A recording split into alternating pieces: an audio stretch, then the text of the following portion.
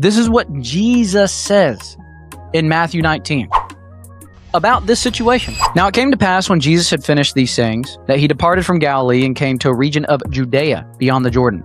And great multitudes followed him, and he healed them there. The Pharisees also came to him, testing him and saying to him, "Is it lawful for a man to divorce his wife for just any reason?" Notice right here it says the Pharisees came testing him. They didn't really care what they were at. They were just trying to get him. And he answered to them saying, "Have you not read that he who made them at the beginning made them male and female, and said, for this reason a man shall leave his father and mother, be joined to his wife, and the two shall become one flesh. So then they are no longer two, but one flesh. Therefore, what God has joined together, let no man separate." I'm going to stop right there, because a lot of people want to play an argument from silence. Oh, Jesus didn't use the word homosexuality. Therefore, how can we know that actually, in the New Testament, hippie Jesus didn't say that homosexuality is wrong? I don't think the argument of silence is really going to work there. He also didn't say, don't snort cocaine. We know that snorting cocaine is wrong. I don't think I would go, well, Jesus didn't say don't snort cocaine, so I'm just going to keep doing it. Wrong.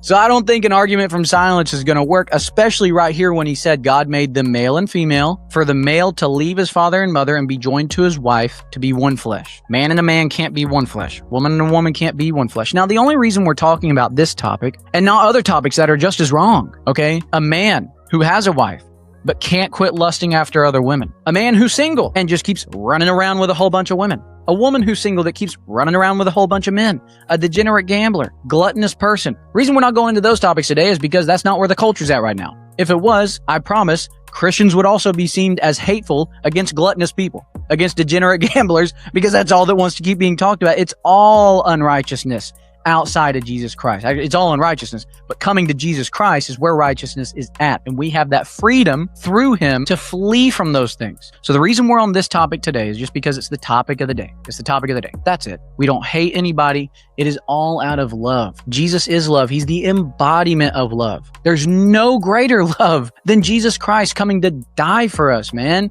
And then rising out of the grave. There is no greater love than that. That is love. And when you know him, it's not the superficial love of do whatever you want, man. It's we're all good. No, that is a cheap, phony love.